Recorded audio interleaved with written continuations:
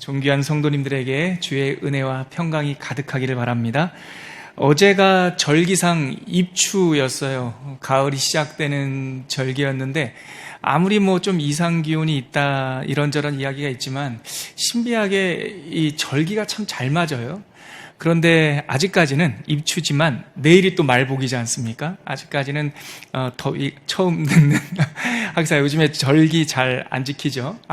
그렇지만 이 조상들의 이 농사와 관련된 절기가 우리에게 이 1년의 리듬을 좀 알게 해주는 것 같아요.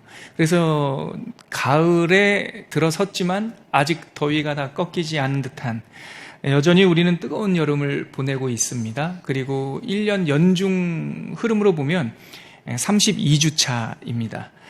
성경 통독을 꾸준히 하다 보면 제가 가끔 이런 말씀 드리는데, 이 성경 읽기, 통독 일정과 1년의 생활 리듬이 이렇게 맞아서요, 지금 몇 주차 지나고 있다 그러면 계절을 저는 분별할 수가 있어요. 그게 숫자가 어렵지가 않습니다. 여러분, 1년이 52주잖아요. 52주 중에 30주차를 시작할 때 선지서를 읽습니다. 거의 똑같아요. 그 개별 통독, 빨간 휴일날, 국공 휴일날 개별 통독이 있어서 하루 이틀 차이가 날 뿐 거의 30주차는 7월 마지막 주거든요. 7월 마지막 주차에서 3자가 딱 붙으면 야, 이거 여름이 시작됐다. 7월 말부터 뜨거운 여름이 시작됐다와 동시에 성경 읽기에서 가장 어려운 구간이라고 할 수 있는 선지서, 이사야서 읽기가 시작이 돼요. 그리고 그 선지서가 말라기까지 구약 성경을 마무리하는 선지서가 몇 주차 때 끝나는 줄 아세요, 여러분? 39주차 때 딱 끝나요. 그리고 새로운 숫자 4자가 앞에 딱 달리는 40주차가 언제냐면 10월 첫 주예요. 10월 첫 주가 되면서 잠자리들 날아다니고 코스모스 피고 선선한 바람 불면은 이제 은혜로운 마태복음을 읽기 시작을 하죠. 그게 1년의 리듬이에요. 오늘이 이번 주가 32주 차면은 아직 여전히 뜨겁고 쉽지 않은 선지서를 지나고 있다, 이렇게 파악할 수가 있습니다. 그래서 이번 주 연중 32주차 되는 이번 주는 선지서의 첫 번째 책인 이사야서가 끝나고 두 번째 책 예레미야 통독이 시작되는 주간이 32주차입니다.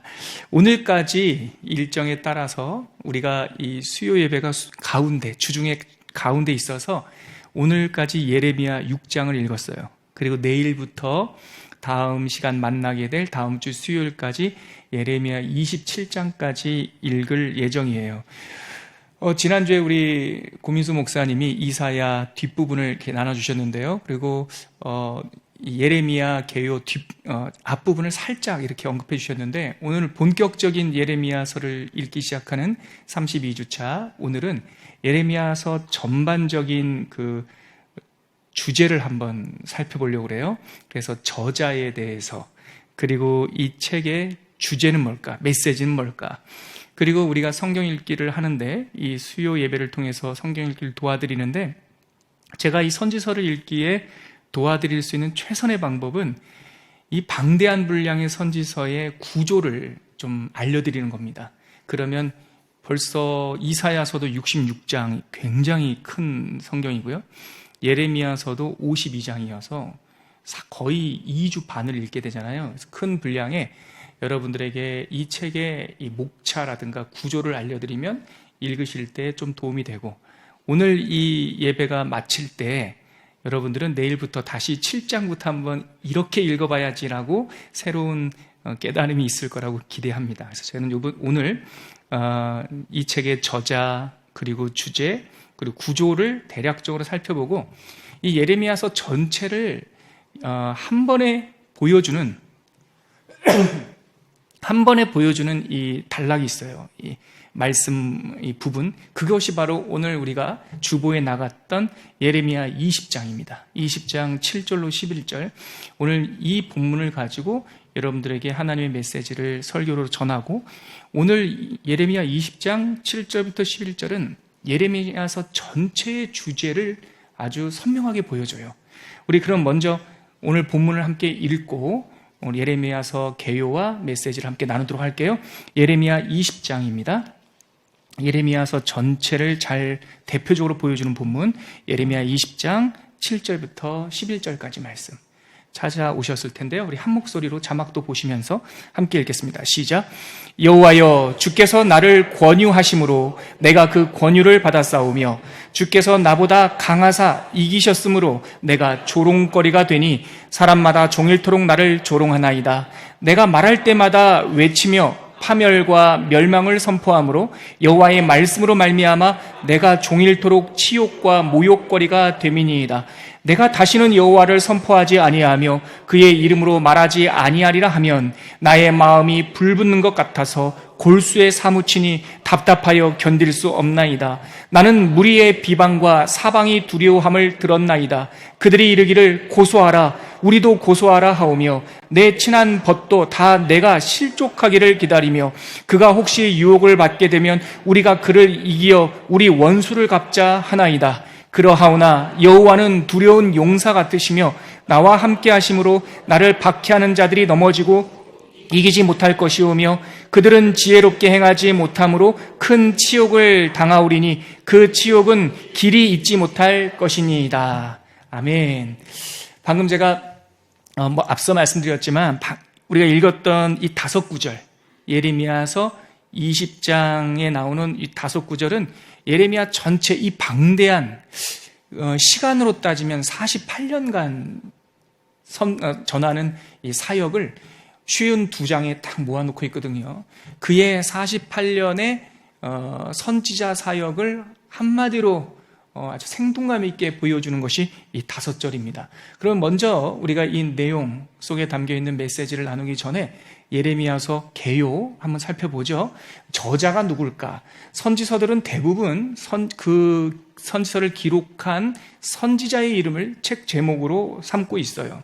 그래서 지난주까지 살폈던 이사야는 말 그대로 이사야 선지자가 저자였죠. 그리고 그의 이름이 아주 신묘하게도 선지자의 이름은 그 선지자가 전하고자 했던 메시지를 드러내요.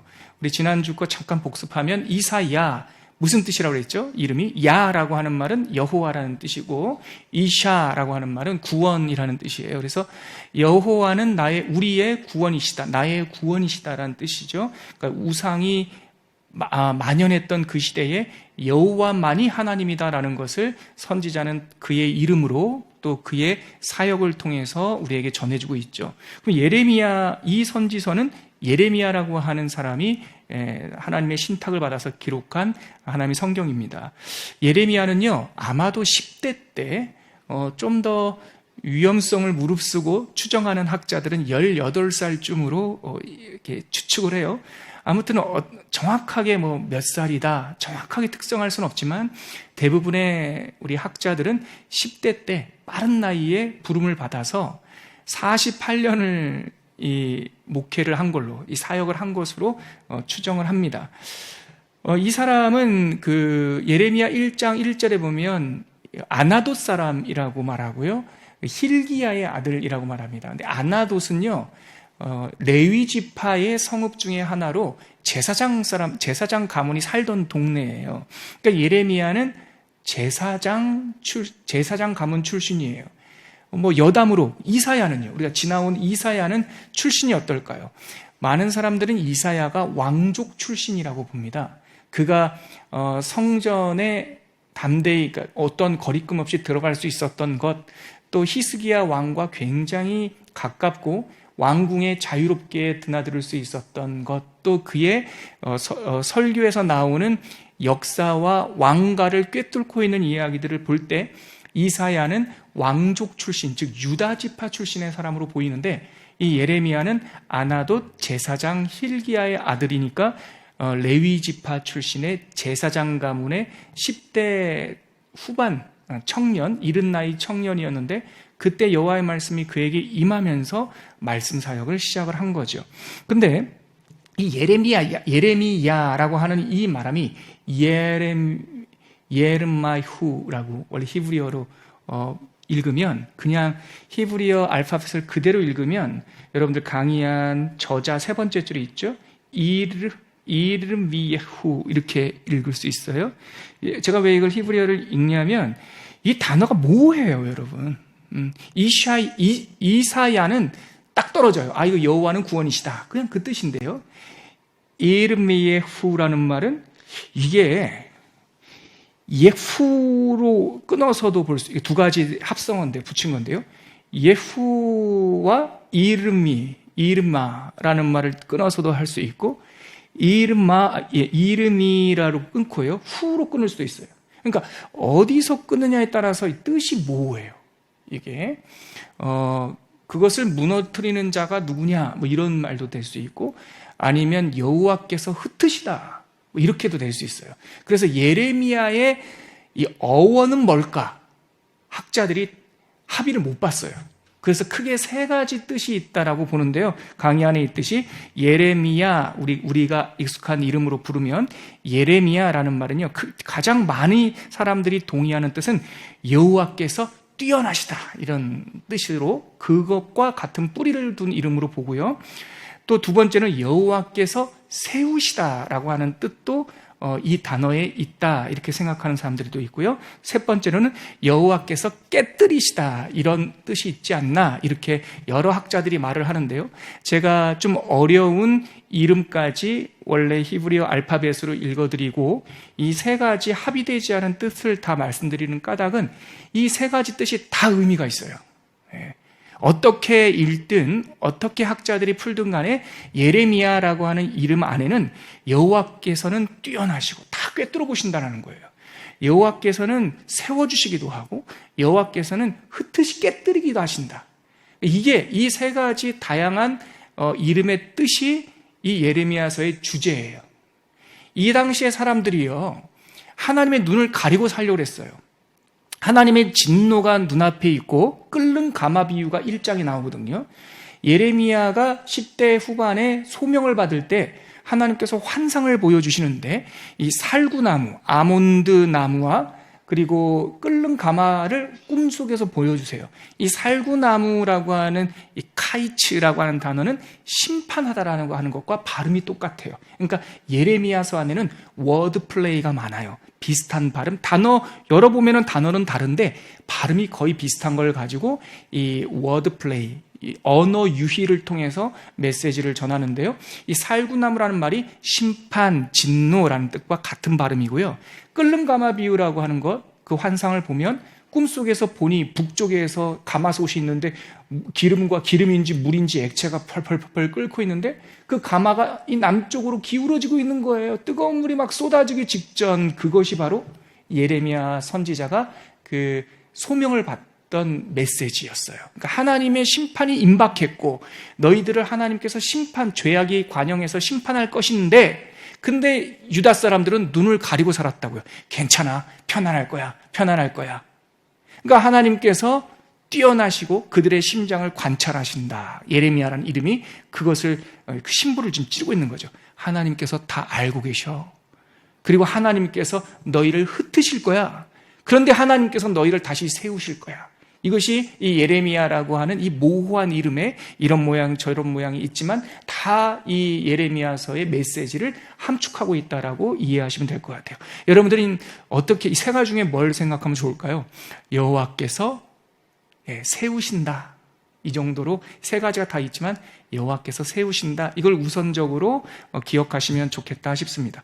그럼 주제는 뭘까요? 제가 방금 말씀드렸듯이 여호와께서 뽑으시고 다시 심으신다. 이게 예레미야서의 주제예요. 하나님께서 제가 비유로 말씀드리면 엉겅퀴와 가시나무만 가득한 남한국 유다 땅에 하나님이 생명의 씨앗을 뿌리려고 하는데 농사가 안 되는 거예요. 그래서 그 땅을 하나님께서 갈아엎겠다고, 기경하다라는, 묵은 땅을 기경하다라고 하는 말씀도 하시는데 묵은 땅을 기경하겠다라고 작정하셨어요. 그래서 하나님께서 그 땅에 고약한 것을 다 뽑으시겠다. 그리고 다시 그 땅이 갈아엎어지면 그곳에 새로운 하나님의 생명과 희망의 씨를 뿌리겠다. 이것이 예레미야서의 주제입니다. 이 주제를 선포하기 위해서 예레미야에게 주신 감정은 뭐냐면 망국과 비탄이에요. 나라가 망할 것이다 라고 하는 이 망국의 슬픔, 그 비탄, 나라가 망하는 것도 슬프지만 그 백성이 죽어가는 것이 너무 슬픈 거예요. 그래서 예레미야서의 주제는 하나님께서 뽑으시고 다시 심으실 것인데, 이것을 전하기 위해서 분위기, 무드, 예레미야서 전체 무드는 슬픔과 애통과 눈물과 탄식이에요. 오죽하면 예레미야서가 끝나면 5장짜리 부록책이 하나 더 나오죠. 예레미야 애가라는 말인데, 그 애가가 저는 어렸을 때 슬플 애자의 노래 가짜인 줄 알았는데 그렇게 봐도 되고요. 한자, 한문으로 쓴 한자어 책 제목은 슬픈 노래인데 히브리어도 발음이 똑같아요. 워드 플레이가 돼요. 히브리어로 에카 그래요. 에카라는 말이 어찌하여라는 말이에요. 감탄사입니다. 에카, 그러니까 우리 한국말로 하면 어떻게 할까요? 아이쿠 그거죠. 그러니까 예레미야 애가의 원래 뜻은 뭐냐면 어찌하여. 5장짜리 그 책을 통해서 슬픔의 노래를 따로 묶을 정도로 예레미야서는 슬픔과 비탄의 정서가 있다. 그래서 정신 차리고 읽지 않으면 하나님의 희망의 메시지, 미래 희망의 메시지를 붙잡지 않고 읽다 보면 일주일 동안 우울할지도 몰라요. 그러니까 오늘 여러분 수요 강좌를 꼭 들으시고, 이게 어떤 터널을 지나고 있고 이 터널 끝에는 하나님께서 반드시 희망을 주신다라고 하는 큰 주제를 가지고 예레미야서를 차근차근히 읽으면 우리 넉넉하게 우리가 또 은혜 받으면서 읽을 수 있다고 생각을 해요. 그러면 구조는 어떻게 되어 있을까? 주제는 아까 방금 말씀드렸고요. 구조는요, 제가 강의 안에다 이렇게 적었어요. 예레미야서는 그 구조와 흐름이 매우 복잡한 선지서입니다. 구조, 스트럭처, 플롯, 흐름이에요. 그러니까 구조가 있고 그 구조를 쭉 이어서 전개하는 플롯, 흐름이 있는데 이게 복잡해요. 제가 결론부터 말씀드리면, 그래서 예레미야서는요 52장을 하나의 이야기로 읽으면 힘들어요. 그럼 예레미야서는 어떻게 읽으면 좋을까? 7개의 단편, 옴니버스라고 생각하시면 돼요. 그러니까 예레미야서라고 하는 성경 안에 7개의 다른 이야기가 있다. 톨스토이 단편집처럼 이렇게 묶여 있는 건데, 거기 보면은 뭐 바보 이반부터 해서 단편이 있잖아요. 그것처럼 예레미야서는 7개의 동떨어진 이야기로 읽어도 무방할 정도로 막 섞여 있어요. 플롯이 없다는 뜻이에요. 시간의 흐름도 아니고. 그래서 왜 이렇게 구조도 없고 막 이 말 했다가 저 말 했다가, 히스기야 시대 때 나라가 망하는 이야기를 한참 기록했는데 갑자기 요시야 시대 이야기가 나오기도 하고요. 요시야 시대 이야기 나오다가 갑자기 셋째 아들 여호야긴 이야기가 나오고 막 복잡해요. 그러니까 무시하세요. 시간의 흐름 무시하시고, 예레미야서는 7개의 짧다고 해야 되나? 7개의 이야기 묶음이 있다. 이렇게 이해를 하시고요. 왜 이렇게 복잡했을까? 한마디로 말하면요, 저를 한번 보시겠어요? 선지자가요, 제정신이 아니었어요. 주제가 슬픔과 만국과 비탄이라 그랬잖아요. 10대 후반에 부름받았다고 그랬잖아요. 근데 이 사람이 설교를 하는데 환영을 받지 못했습니다. 사람들이 미워하고요, 때리고 감옥에 가두고, 나중에 히스기야 왕 시대 때는요 감옥을 만들었는데 웅덩이 감옥을 만들었어요. 땅에다가 웅덩이를 파고요, 그 웅덩이 안에다가 선자를 던져놨어요. 그러니까 앉을 수도, 여러분 보세요, 이렇게 구덩이를 파놓으면요 누울 수도 없고 앉을 수도 없는 거예요. 예전에 일제강점기 때 우리 독립투사들 고문하던 서대문 형무소에 가보니까 아주 무시무시한 그 공간이 하나 있는데요, 문이 있어요. 그래서 문 열면 방이 있을 줄 알고 문을 열었더니 방이 없어요. 한 50cm 정도 되나요? 이렇게 파여서요, 그 안에 사람을 세워놓는 거예요. 세워놓고 문을 닫으면 앉을 수도 없고요, 쓸 수도 없고요. 예레미야가 그러한 고문에 가까운 투옥 생활을 해요. 그게 웅덩이를 파고 그 속에 던져놓고, 거기다가 예레미야서는 바룩이 그 부분은 기록을 하는데요, 그 서기관 바룩이 물은 넣지 않았다 이런 표현이 있어요. 그러니까 그 안에 서 있는데 물을 넣으면 어떻게 될까요? 물이 차오르는 거예요. 그러다 거기서 익사해서 죽을 수도 있는 거죠. 그러니까 이 예레미야 선지자는 정말 제정신이 아닐 정도로 고난과 슬픔과 박해 속에서 살았어요. 오늘도 우리가 읽었던 20장에 보면은 내가 박해를 당한다는 얘기가 나오잖아요. 사람들이 나를 때린다고. 심지어는요, 고향 사람들도 예레미야 때문에 옛날에, 그러니까, 근데 이 고향이 어디냐면 아나돗이라고 했지 않습니까? 제가 아나돗 사람들의 마음이 좀 이해되는 게, 그 당시에 정치인들의 입장에서 봤을 때는 예레미야는요, 매국노예요. 스파이예요. 반역자예요. 자꾸 바벨론에게 잡혀가라. 너희들 바벨론하고 싸울 생각하지 말고 하나님의 진노이니 바벨론에게 끌려가는 것에 순종해라. 이런 말을 하니까 이 정치인들의 입장에서 봤을 때는 예레미야가 반역자잖아요. 그러니까 예레미야의 고향 아나돗 사람들이 생각할 때는 이 이상한 사람 때문에 우리 아나돗도 역적의 무리로 취급받을 수가 있으니까 아나돗 사람들이 무슨 생각을 하냐면 우리가 가서 우리 손으로 예레미야를 죽여야겠다. 이 생각을 하는 거예요. 고향 사람 이러니까 여러분 느낌이 잘 안 오시죠? 이 고대 사회의 고향 사람들은 다 한 집 건너 하나가 친척이에요. 자기 작은아버지, 자기 당숙. 그러니까 아나돗 사람들이 우리가 닌자, 암살자를 보내서 이 예레미야를 죽여야겠다라고 회의를 할 때 그 회의 안에는 자기 작은아버지도 있고 큰아버지도 있고 사촌도 있고 있단 말이죠. 그러니까 예레미야가 제정신이었겠냐. 그래서 논리적으로 차근차근 무슨 기록 선지자이긴 하지만 뭐 일기 적듯이 적지 않았단 말이에요. 그러니까 내용들이 뒤죽박죽하고 그러면 이것을 어떻게 묶었을까? 유사한 내용들끼리 묶어 있어요. 그거를 이제 구약 성경은 이 단어를 쓰지 않는데 여러분들에게 이해를 돕기 위해서 한 단어를 빌어오자면 마태복음 할 때 제가 이 단어를 쓸 텐데 좀 빌려오자면 이거를 집성문이라고 불러요. 집성문. 그러니까 한 곳에 묶어서 모아서 묶어놓은 뭉치 그 뜻이에요.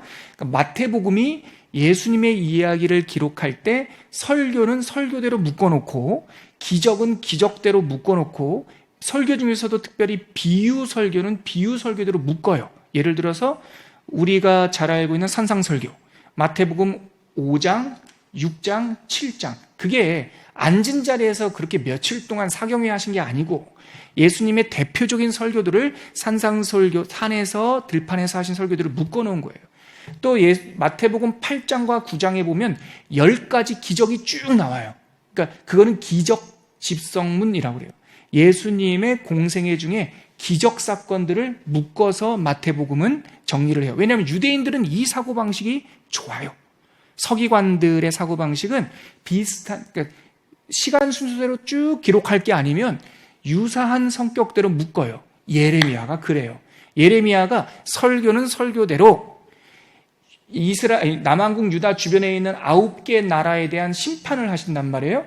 너 애국, 너 바벨론, 너 에돔 이러면서 하나님께서 심판을 하시는데 그 9개 나라를 심판하는 내용은 또 그렇게 딱 묶어놔요.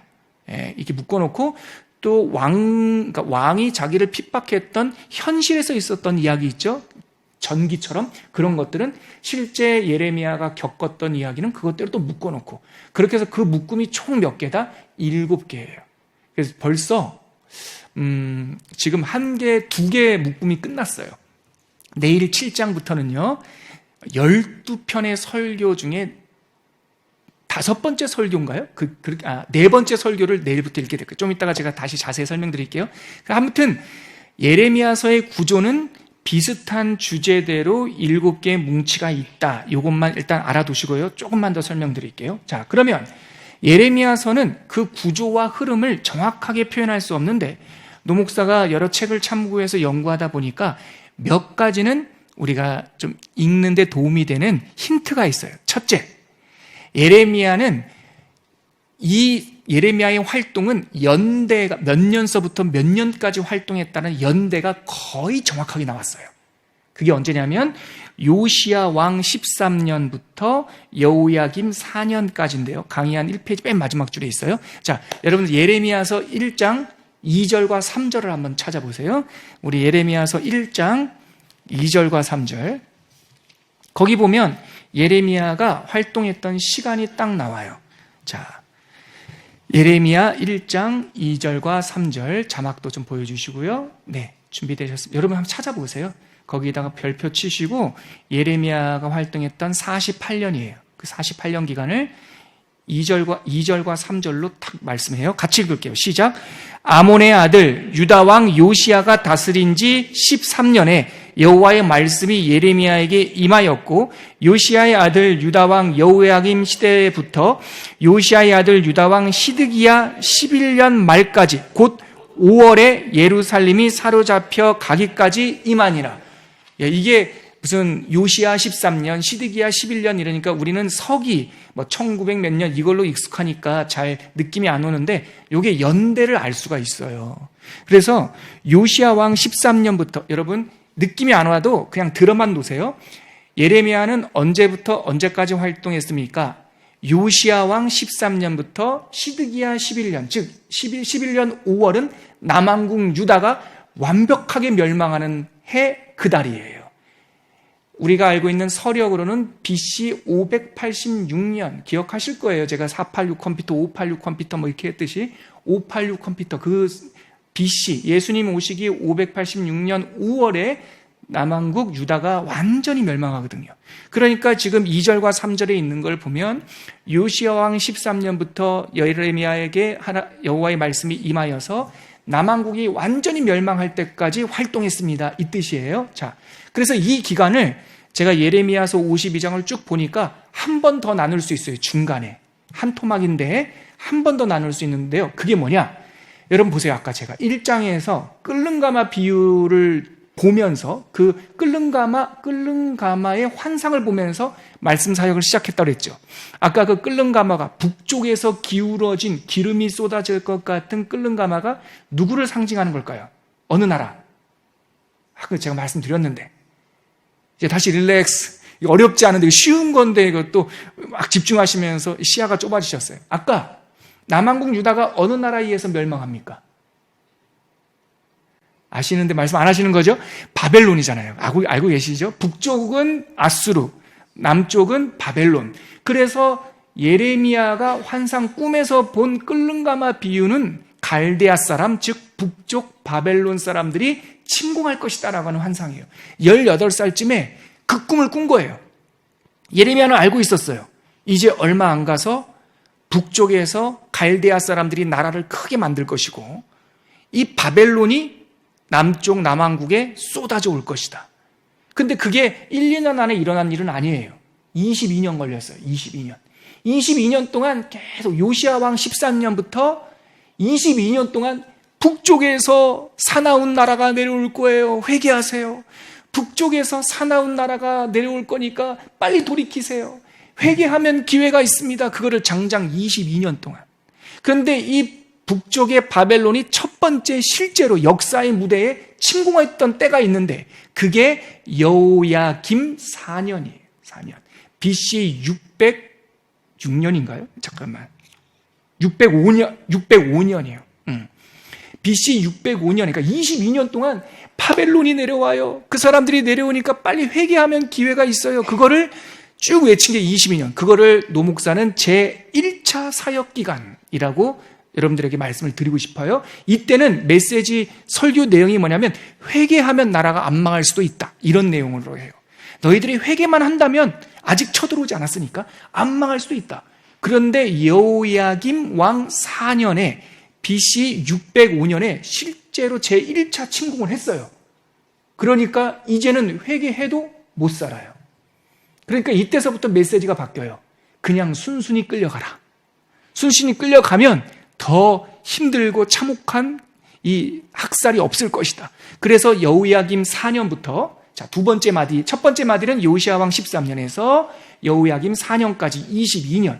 그리고 1차 침공이 딱 있은 후부터 이 나라가 멸망하는 시드기야 왕 11년까지 요때가 2차 사역기간. 요때가 약 20년일 거예요. 예, 약 20년. 605년부터 586년까지. 저는 이때를 제2차 사역기간이라고 여러분들에게 소개하고 싶어요. 이때 예레미야 설교의 뉘앙스는 뭐냐면 순순히 끌려가라. 애굽 의지하지 마라. 바벨론 막아내겠다고 주변 사람들하고 연합국을 이루면 내가 의지했던 에돔, 내가 의지했던 애굽 주변 나라들이 나중에 너의 뒤에 좀 무시무시한 말이 죄송해요. 칼을 꼽는다. 그런 내용들이 나와요. 그러니까 좀 줄다리 외교 이런 것도 다 필요 없고 그냥 조용히 끌려가라. 이제 그게 이 2차 사역기간이에요. 그럼 목사님, 시드기야 왕 11년 나라가 다 망했는데 하나가 더 있습니까? 예, 하나가 더 있어요. 그게 저는 3차 사역기간이라고 소개하고 싶은데, 나라가 망한 다음에 이 나라를 바벨론이 직접 통치를 하지 않아요. 거기에 왕족 출신의 그달랴라고 하는 꼭두각시 집행관을 세우는데 그 사람을 총독이라고 해요. 총독 그달랴를 유대 사람을 세워놓고 바벨론이 후퇴를 해요. 그러니까 총독 그달랴라는 사람이 왕족 출신으로 거기에 임시 왕도 아니고 관리자가 되는데요. 나라가 망하고 나니까 이스마엘이라고 하는 주변에 있는 왕족 방가들이 그달랴가 바벨론에 아부하면서 이 매국노 같은 사람이다라고 오해를 한 거예요. 그래서 이스마엘이라는 사람들이 불량한 사람들이 세를 모아가지고 바벨론이 세워놓은 총독 그달랴를 암살해요. 죽인다고요.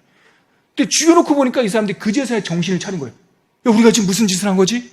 바벨론이 세워놓은 총독을 죽였어. 바벨론이 다시 쳐들어올 거야. 우리 어떡하냐?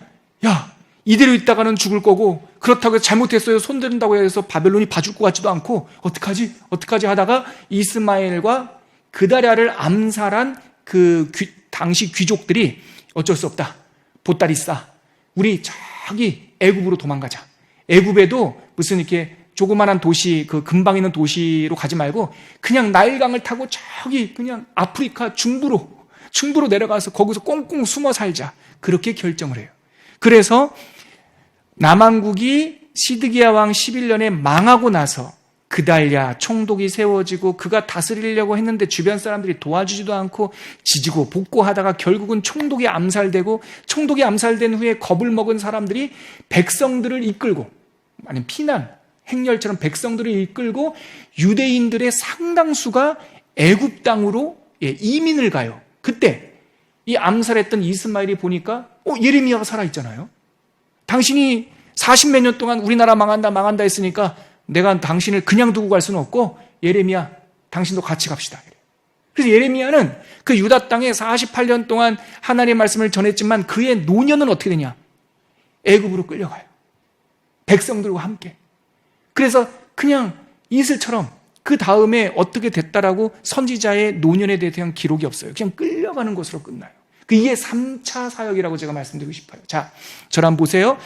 예레미야서는 복잡해요. 구조도 알 수 없어요. 그런데 제가 추정할 수 있는 시간, 요시야 왕 13년부터 남왕국이 망하는 이 48년의 기간을 세 마디로 나눠서 여러분들에게 메시지의 성격을 한번 말씀드리고 싶은데, 먼저 제1차 사역기간 바벨론이 쳐들어오기 전까지는 회개하라. 회개하면 하나님의 진노가 피할 수도 있다. 이런 뉘앙스로 1차. 2차 사역기간은 바벨론이 실제로 쳐들어와서 야, 이제는 끝났어. 하나님의 진노의 종은 울렸어. 이제는 반항하지 말고 순순히 끌려가는 것이 백성도 안 죽고 더 이상 학살을 당하지 않아. 이게 2차 사역. 3차 사역은 이제 남왕국이 완전히 망한 다음에 순순히 시간을 기다리고 70년이 지나면 이 땅에 포로가 다시 돌아올 거니까 우리 여기서 하나님의 때를 기다립시다 했을 때 이스마엘과 불량한 사람들이 총독을 죽이고, 그래서 선지자까지 애굽으로 끌고 가는 이 기간을, 이게 한 6년 정도 돼요. 6, 7년. 이 기간을 3차 사역, 이렇게 여러분들에게 소개하고 싶어요. 그래서 앞으로 성경을 읽으실 때 이 뉘앙스가 어떠냐에 따라서 이게 대략 이때쯤이겠구나 우리가 추정을 할 수가 있죠. 그래서요, 구조 제가 보면은 강의 한 2페이지 보면 이 방대한 분량을 방금 말씀드렸듯이 7가지 스토리, 작은 스토리 묶음으로 나눌 수 있다. 자, 첫 번째 묶음은요, 한 장짜리예요. 딱 우리 이미 읽었어요. 월요일 날 선지자 예레미야의 소명 이야기, 제가 방금 말씀드렸던 hil기야의 아들로 선지자 예레미야가 하나의 말씀을 받았고 그가 꿈을 꿨다. 뭐 그런 내용이 1장, 그게 첫 번째 책이고요. 서론. 자, 그 다음에 가운데, 그리고 끝에부터 얘기할게요. 맨 마지막 52장, 그것도 부록이에요. 그러니까 앞에도 1장, 저 한번 보시겠어요? 그거 잠깐만 눈으로 보시고 저 한번 보세요. 52장이 큰데 7마디로 나눈다. 이렇게 먼저 보세요. 앞에 한 장, 뒤에 한 장. 이것은 서론, 이것은 부록. 부록은 뭐냐? 서로는 자기 소명장. 부록은 시드기야 왕 11년 5월 예루살렘이 바벨론에 포로되어서 견디다 못해 왕이 뒷문으로 도망가요. 그리고 바벨론 군대가 예루살렘 성으로 진격해 들어오면서 뒷문으로 도망간 시드기야 왕이 잡혀요. 근데 그때 그 잡히는 밀고를 누가 했냐? 에돔 사람들이 해요. 에돔 사람이 누구냐면 시드기야 왕과 함께 바벨론 막아보자라고 동맹을 맺었던 그 사람들이, 예레미야가 그랬거든요. 사람 의지하지 말라. 사람 의지하면 그 사람이 너의 뒤를 찌를 것이다. 갈대처럼 똑같은 일이 일어나요. 시드기야 왕이 도망갔거든요. 광야를 지나서 저 남쪽으로 도망가려고 했는데 에돔 사람이 가가지고 쟤 저기 도망가요 알려줘가지고 시드기야 왕이 잡혀와요. 그 보는 앞에서 왕자들이 다 죽어요. 왕자들이 죽는 모습을 보여주고 나서 끔찍한 얘기인데 눈을 뽑아버려요. 평생 이제는 너는 네 자녀들이 죽는 것이 네가 네 눈으로 본 마지막 장면이다. 그렇게 예루살렘이 함락되던 날의 참혹한 일들을 52장에 한편의 서사시처럼 기록하고 있어요. 그날. 그래서 예레미야서 52장이잖아요. 숫자도 52잖아요. 그러니까 앞에 한 장, 뒤에 한 장. 서론과 부록 빼고 가운데 5개의 이야기 묶음이 있어요. 자, 오늘 강의 한 다시 가볼게요. 첫 번째 묶음은 12편의 설교가 있어요. 설교를 묶어놨어요. 2장부터 25장. 그냥 이걸 하나의 성경처럼 읽어도 돼요. 자, 세 번째 묶음은 이제 설교가 아니라 살았던 현실에서의 이야기인데요. 타락한 시대, 남한국 유다가 자꾸 거짓 선지자들이 나오고 하니까 그것을 보면서 예레미야가 탄식하는 이야기가 세 번째 묶음이에요. 그래서 여러분 저 한번 보시면 내일이 7장부터 다음 주 수요일 날까지 제가 표를 보니까 27장까지 읽잖아요. 그러면은 오늘 다시 강의 한번 보시면요. 내일부터 다음 주 수요일까지는 두 번째 책 묵시 12편 설교를 읽다가 다음 주 수요일쯤 되면 다시 예레미야의 현실에서의 삶을 잠깐 보다가 수요일 날 다음 주에 이제 고 목사님 또 만나시겠네요. 이제 그거예요. 어떤 흐름인지 아시겠죠? 이제 내일부터 다음 주 수요일까지는 예레미야의 12편 설교를 읽는 주간이다. 그렇게 생각하시면 돼요. 그리고 나서 그 선자의 탄식이 29장까지 끝난 다음에 다시 한번 또 환상을 봐요. 그 환상이 하나님의 미래에, 이렇게 하나님께서 뽑으신 후에 미래에 다시 이 땅에 사람들이 살고 또 백성들이 집을 짓고 하나님의 이름을 부르는 백성들의 예배가 회복될 것이다 라고 하는 내용들이 네 번째 묶음이에요. 그게 30장에서 33장. 그 다음에 다섯 번째 묶음이 다시 현실로 와서 마지막 왕과 여호야긴 그리고 시드기야 조카와 삼촌 관계거든요. 이 시대에 예레미야가 분투하던 이야기들. 이때는 이미 남한국에 바벨론이 쳐들어와서 나라가 위태위태할 때인데 이때는 반항하지 말고 그냥 잡혀가세요 하는 내용들이 다섯 번째 묶음책이에요. 그래서 남한국의 마지막 역사의 이야기가 다섯 번째 묶음에 담겨 있어요. 그리고 나서 잠깐 보세요. 다섯 번째 묶음은 45장까지 있죠. 이 45장 안에 뭐가 포함되냐면 나라는 망하고 총독 그다랴가 세워지고 이스마엘이 총독을 죽이고 하는 그 지지고 볶고하는 마지막 제3차 사역도 여기에 있어요. 42장에. 예, 아무튼 그렇게 마지막 나라가 멸망할 때에 고생했던 이야기가 이 다섯 번째 묶음이 있고요. 이렇게 나라가 다 멸망한 후에 여섯 번째 묶음은 아까도 말씀드렸듯이 남한국 유다를 중심으로 그 주변에 있었던 9개 나라에 대해서 하나님께서 심판하는 설교들이 9편의 설교가 여섯 번째 묶음으로 있으면서 맨 마지막 52장 부록이 딱 나와요. 그래서 여러분들 그 성경을 읽으실 때 이제 앞으로 내일부터 예레미야 읽으실 때 이 7가지 묶음을 참고하셔서 내가 지금 어디쯤 가고 있을까 이걸 참고하시면서 성경을 읽으시면 흥미있게 읽을 수 있고요. 이거를 조금 더 도와드리기 위해서 일단 요금을 도와드리기 위해서 강의 한번 보시면 3페이지와 4페이지에 제가 2페이지짜리 제가 방금 말씀드렸던 7개의 부록을 조금 더 자세하게 여러분들 성경 읽을 때 도움이 되시라고, 아니 12편의 설교를 했는데 그 12편은 각각 어디서 어떻게 나눠져요? 그러면은 이 목차를 보시면 첫 번째 설교, 두 번째 설교, 세 번째 설교, 네 번째 설교 이렇게 다 제가 구분을 정리를 해놨어요. 그러니까 이거를 보시면서 성경을 읽으시면 도움이 될 것이다 이렇게 보고요. 하나만 더 도움을 드린다면, 이제 여기 이 예레미야가 상대했던 왕들이 요시야 왕, 또 여호아하스, 여호야김, 시드기야, 여호야긴, 시드기야 5명 왕이 나와요. 5명 왕이 나오는데 이 왕이 다 요시야라고 하는 좋은 왕의 아들 손자예요. 그래서 이름도 비슷하잖아요. 여호야김, 여호야김, 여호아하스 이래서 막 헷갈리거든요. 요 족보를 하나, 요 가계도를, 가문의 가계도를 한번 보시면 여호야김, 요시야 아들이구나. 먼저 셋째 아들이 먼저 왕이 됐다가 둘째 아들이 왕을 계승했네. 그리고 여호야김이 죽고 나서 그의 아들 여호야긴이 왕을 계승했다가 웬일로 여호야긴이 끝나고 그의 삼촌이 왕이 되네. 이런 거를 이렇게 이 도표 밑에 스룹바벨, 나중에 돌아오는 포로 귀환하는 사람 이름도 2사람 이렇게 담아놨는데, 밑에 파란색으로 되어 있는 스알디엘, 스룹바벨은 신경 쓰지 마시고요.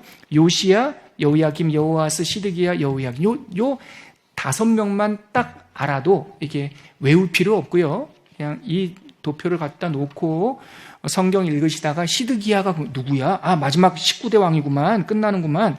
여호야김 누구야? 이때 바벨론 1차 침공이 있었네. 이렇게 참고하시면서 읽으시면 도움이 된다. 여기까지 제가 여러분들이 읽으실 때 도움이 되는 개요를 설명을 드렸고요. 자, 오늘은 이제 끝으로 제가 아까 우리가 읽었던 예레미야 20장에 있는 그 5절 말씀, 이 5절이 예레미야서 전체의 핵심 메시지라고 했는데요. 강의 안에는 없습니다. 여러분들에게 제가 그 구절에 담긴 메시지를 여러분들에게 전하고 오늘 예배를 마무리하려고 하는데요. 제가 오늘 설교 제목을, 주보를 보셔도 알 텐데요. 포기하지 않는 외침이라고 했습니다. 포기하지 않는 외침.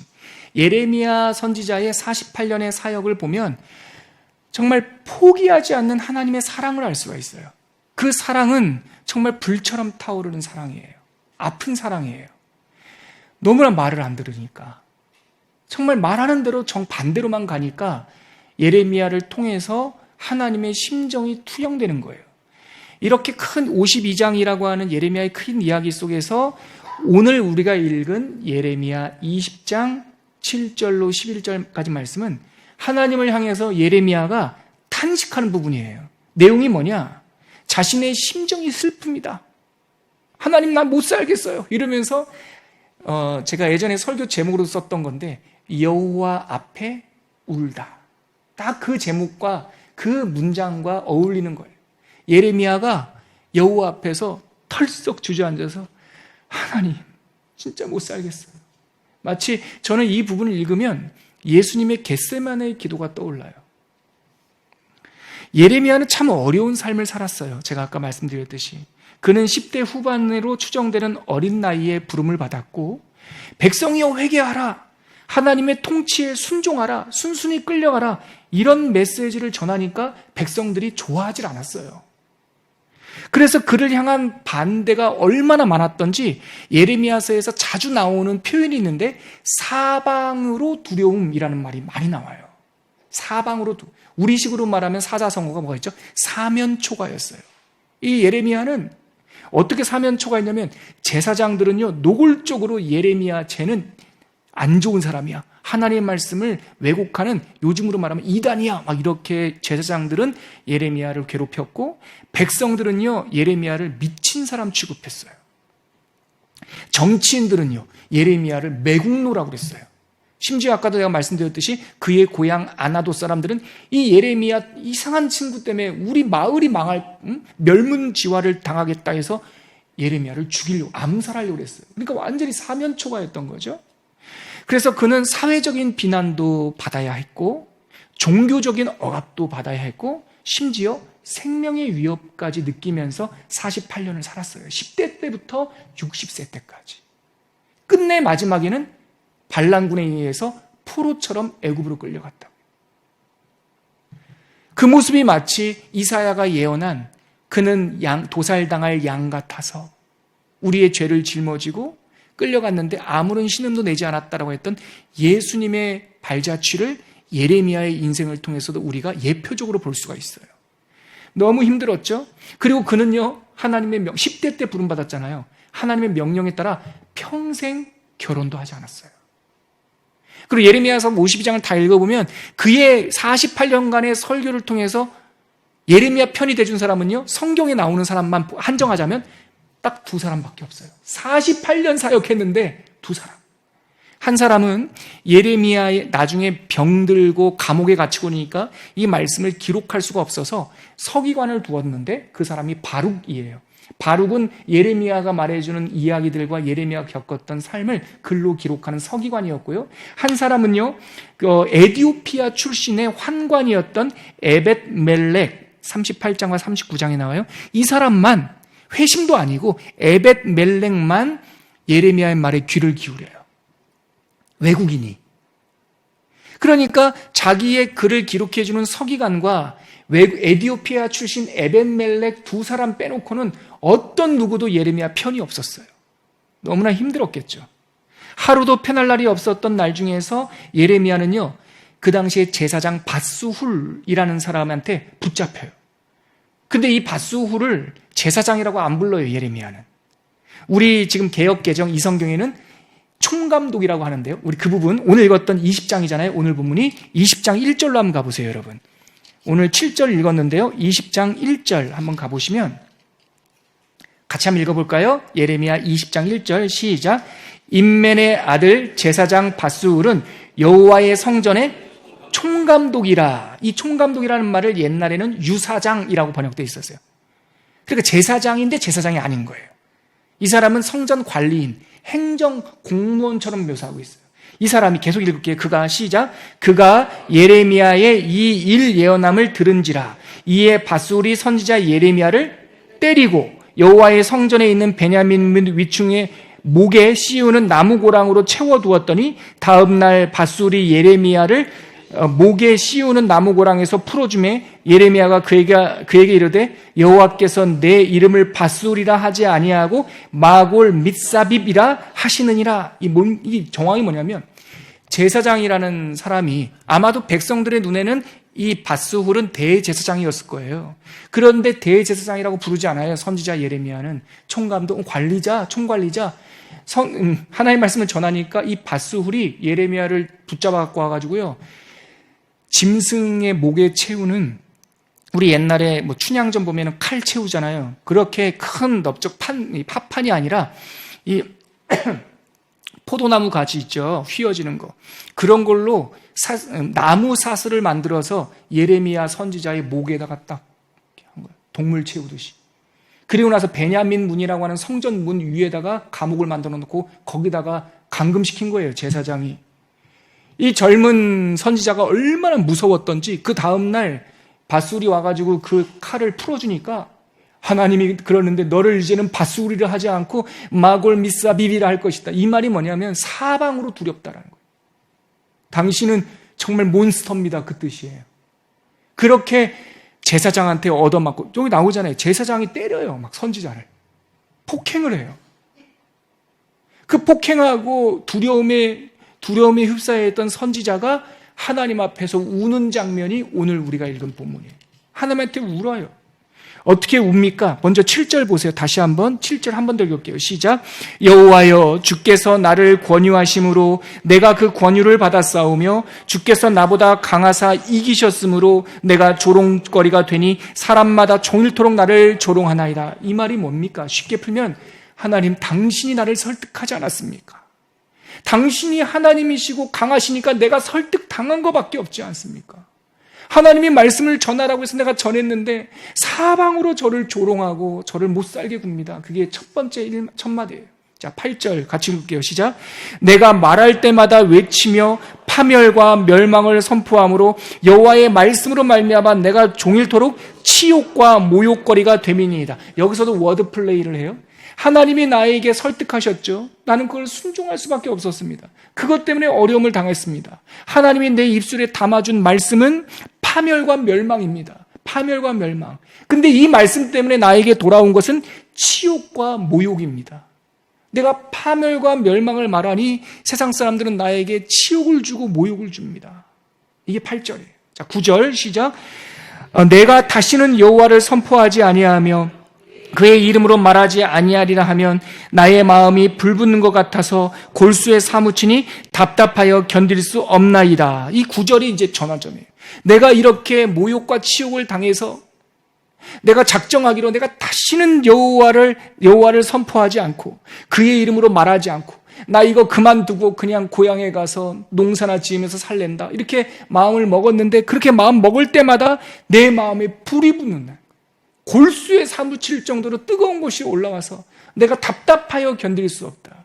그러니까 하나님께서 나에게 주신 이 메시지를 내가 이 힘든 목회 안 하겠다, 내가 이 힘든 선지 사역 안 하겠다 하고 고향으로 가련다 할 때마다 나에게 불을 주셔가지고, 근데 이 불이 뭐냐? 아가서에 나오듯이 사랑이라면 사랑, 하나님의 목숨을 진액을 다 짜주시는 사랑이 이 선지자의 모습으로 미러링, 거울 효과처럼 투사되고 있는 거란 말이죠. 다시 한번 9절 같이 읽어볼까요? 절절한 말 시작. 내가 다시는 여호와를 선포하지 아니하며 그의 이름으로 말하지 아니하리라 하면 나의 마음이 불붙는 것 같아서 골수에 사무치니 답답하여 견딜 수 없나이다. 포기할 수 없는 외침, 이것이 내가 이 불 때문에 48년을 사역합니다, 그 얘기예요. 자, 10절. 그러나 현실은 어때요? 시작. 나는 무리의 비방과 사방이 두려워함을 들었나이다. 그들이 이르기를 고소하라, 우리도 고소하라 하오며 내 친한 벗도 다 내가 실족하기를 기다리며 그가 혹시 유혹을 받게 되면 우리가 그를 이기어 우리 원수를 갚자 하나이다. 이게 무슨 뉘앙스입니까? 무리가 나를 비방하고 여기 마골 미삽이 또 나오죠. 사방으로 두려운 것이 쌓였는데 그들이 서로 나와서 나도 고소해라, 나도 고소해라 이러면서 심지어 내 친구들도 내가 망하기만을 이렇게 지켜보고 있는 거예요. 선지자가 망하고 실족하기만 기다리는 거예요. 우리 그냥 흔히 하는 말로 고사를 지내는 거예요. 선지자 예레미야 죽어라, 예레미야 죽어라. 그러면 선지자가 실족하는 날 우리가 원수를 갚겠다, 네가 틀렸다는 걸 내가 보여주겠다, 이렇게 하고 있었다는 거죠. 자, 하지만 11절 시작.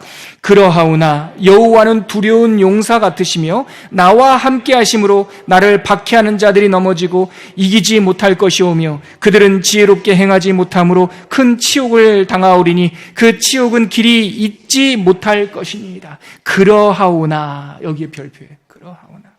지금 예레미야 선지자가 직면하고 있는 문제는 두 가지예요. 하나는 현실의 어려움이 있어요. 두 번째는 내 심정, 정서, 이 멘탈의 어려움이 있다고요. 나도 연약하고 현실도 어려워요. 그러하오나, 하나님 그러하오나 여호와는 용사 같은 하나님이시라. 하나님이 나와 함께 하심으로 내가 이 난관을 극복할 것이고 많은 사람들이 지혜롭지 못하게 행할 것이므로 그들이 실족해서 여호와의 오름이 드러날 것이다. 여기서 여러분 우리 하나 별표 치면서 기도 제목으로 삼았으면 좋겠는 구절이 지혜롭게 행하게 하소서라는 거예요. 여러분, 성령이 임재하시면 성령은 지혜의 영이에요. 우리가 기도할 때 하나님 나에게 지혜를 주십시오. 우리에게 은사를 구하는 사람들이 많아요. 방언의 은사, 치유의 은사, 재물의 은사, 학습의 은사, 여러 가지 은사들이 있는데 여러분, 은사로 덧새 마시기 전에 꼭 먼저 구해야 될 것은 지혜로움이에요. 지혜가 임하면 하나님께서 특별한 은사를 먼저 주시기 전에 내 삶에 많은 문제가 해결이 돼요. 많은 문제가. 제가 우리 청년들, 학생들 놓고 기도할 때 성령께서 함께 하시사 지혜와 명철을 주시며 그 기도가 이 말씀에서 나온 거예요. 세상 사람들이 왜 넘어집니까? 환난이 있어서 넘어지는 게 아니에요. 지혜가 부족해서 넘어지는 거예요. 그러면 반대 바꾸면요, 어떻게 하면 우리가 바르게 설 수 있습니까? 첫 스타트를 걸 수 있습니까? 성령의 지혜가 임하면 이제 우리가 믿음의 여정을 떠날 수가 있는 거예요. 예레미야가 그 얘기를 해요. 그러하오나 용사와 같은 여호와 우리 하나님은 나와 함께 하셔서 나를 지혜롭게 하실 것이다. 이것이 바로 예레미야의 결단이었고 이 믿음과 사랑으로 48년의 성무, 거룩한 선지자 사역을 완수하게 돼요. 제가 아까 지나치듯 말씀드렸는데 이 골수에 사무치는 하나님의 열정이 뭘까요? 성경은 그것을 사랑이라고 그래요. 사랑. 우리 지난번 에바 전도사님을 통해서 아가서 풀었는데 그 아가서의 핵심 구절이 있어요. 우리 그 구절 한번 찾아볼까요? 바로 아가서 8장 6절이에요. 아가서 8장 6절, 저는 이거를 아가서의 암송 구절로 뽑아서 두 구절 뽑았는데 그 중에 한 구절이에요. 아가서에서 암송한다면 이 구절 하나를 암송하면 참 좋아요. 아가서 8장 6절 자막을 보시면서 같이 한번 읽어볼까요? 시작. 너는 나를 도장같이 마음에 품고 도장같이 팔에 두라. 사랑은 죽음같이 강하고 질투는 수월같이 잔인하며 불길같이 일어나나니 그 기세가 여호와의 불과 같으니라. 지난번 우리 아가서 할 때도 이 도장같이 마음에 품고 도장같이 팔에 새기라 라고 하는 이 말씀이 뭔가 지워질 수 없는 사랑이에요. 그렇게 생겨 먹은 사랑이에요.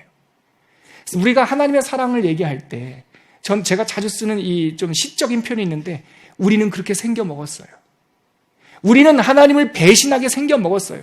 근데 하나님 앞에는 좀 송구스러운 표현이지만 하나님은 우리를 사랑하시게 그렇게 생겨 먹었어요. 그래서 지워지지 않아요. 그것이 꺼지지 않는 불꽃으로 우리들에게 표현하는 거예요. 이것이 뭡니까? 나 같으면, 내 마음 같으면 포기하고 싶고, 내 실력 같으면 100번이라도 포기하고, 내가 나를 위한 것 같으면 내가 깔끔하게 그만두고 싶지만, 우리는 왜 그것을 계속 하나님의 명령을 따라 가야 됩니까? 하나님이 우리들에게 사랑을 주셨기 때문에. 여호와께서 우리를 사랑하셨기에, 예레미야는 그 사랑의 힘으로 골수에 사무치는 하나님의 뜨거운 불로 이 사명을 감당했던 겁니다. 오늘 설교 말씀 다시 한번 우리가 한번 생각해보고 찬양하고 마쳤으면 좋겠는데요. 포기하지 않는 외침. 예수님이 말씀이시잖아요. 태초에 말씀이 계시니라. 그 말씀이 하나님과 함께 계셨으니 그 말씀이 곧 하나님이시니라. 말씀이 육신이 되어 우리 가운데 오셨다. 말씀이신 예수님을 한마디로 정의한다면 포기하지 않는 외침. 귀 있는 자는 들으라. 그것이 예레미야 선지서 안에 고스란히 치열한 투쟁과 헌신의 이야기로 고스란히 담겨 있습니다. 오늘 우리 찬양 같이 올려드리고 기도함으로 오늘 32번째 더 말씀 시간 마무리할 텐데요. 주 사랑이 나를 숨쉬게 해. 우리 가사 생각하면서 찬양하겠습니다.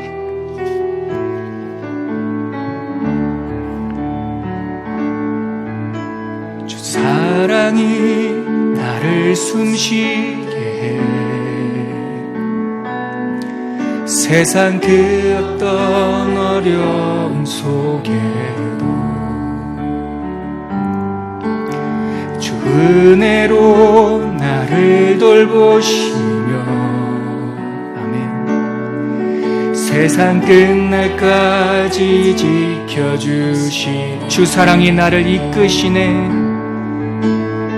사랑이 나를 이끄시네.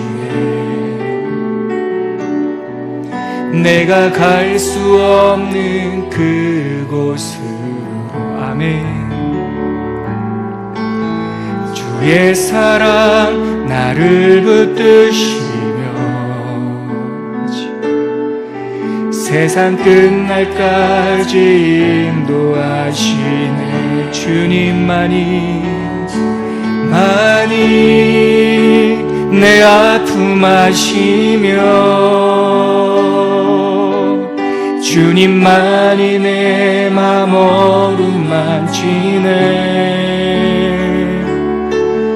어느 누구도 나를 향하신 주님의 사랑을 끊을 수 없네. 주님만이 내 능력이시며 주님만이 나의 구원이시네.